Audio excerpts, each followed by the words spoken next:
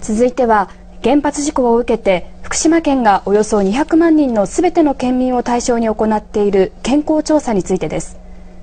先行的に調査した計画的避難区域などの住民1万人余りが事故後4ヶ月間に体の外から受けた被曝、外部被曝の量を推定する結果が公表され、1ミリシーベルト以上の人が 40% 以上に上ることが分かりました。1ミリシーベルトは一般の人が1年間に受けても差し支えないとされる放射線量ですが、調査した人のうち4割を超える人は4ヶ月間でこの値を上回ったことになります。先行的な調査はご覧の地図の飯舘村と浪江町、それに川俣町山木屋地区の住民1万468人を対象に行われ、事故から4ヶ月間の行動を調査票に記入してもらい、外部被曝の量を推定しました。それによりますと、原発で作業する人を除く9747人のうち1ミリシーベルト以上の人が4111人と、全体の 42% に上ることが分かりました。さらに10ミリシーベルト以上は全体の 0.7% にあたる71人で、中には外部被曝量が 23.0 ミリシーベルトと推定される女性が1人いました。この女性は事故に伴って一旦は避難したものの、後に計画的避難区域の中に戻り、3ヶ月以上にわたって滞在していたということです。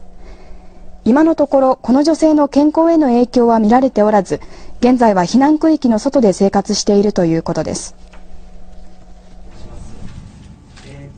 今回の推計結果から放射線の被曝による健康影響、あとは考えにくいというふうに、我々の方では評価しています。福島県立医科大学の山下俊一副学長はこのように述べた上で、被曝量は長期にわたって見ていくことが重要だと述べました。この健康調査で調査票によってこれまでに得られた回答は県民全体の 21% にとどまっていて、福島県では引き続き調査への協力を呼びかけています。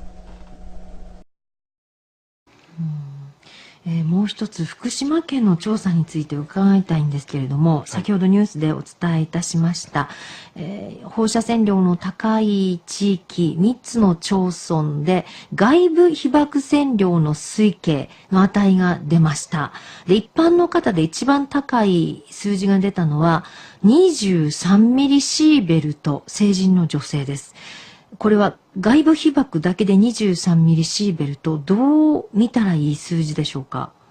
普通の皆さんは1年間に1ミリシーベルト以上の被曝をしてはいけないというのが法律です。で、私のようなごく特殊な仕事に従事している人間、放射線業務従事者というレッテルを貼られている人間は仕方がないから20ミリシーベルトまでは我慢しろと言われてきたのです。それを23ミリシーベルトというのは私のような人間すら超えて被曝をしてしまった。それも、丸1年ではないですよね。何ヶ月かの間にということですから、とてつもない被曝をすでにさせられてしまった人がいるということです。しかしながらこれ福島県立医大の山下俊一副学長、こうおっしゃっております。健康への影響が直ちにあるという数値ではない。まるで自己直後の枝野さんですね。直ちに影響が出るレベルではない。そうです、もちろんそうです。直ちにというのは急性放射線障害が出るレベルではないというだけのことであって、もともと私たちそんなこと何も言っていません。急性でバタバタ死ぬようなことではなくて、これから何年あるいは10年20年後にがんで死ぬような人たちが出てくるんですよということをずっと警告してきたわけですから、山下さんにそういう人はじゃあいないのですかとむしろ聞いてみたくなります。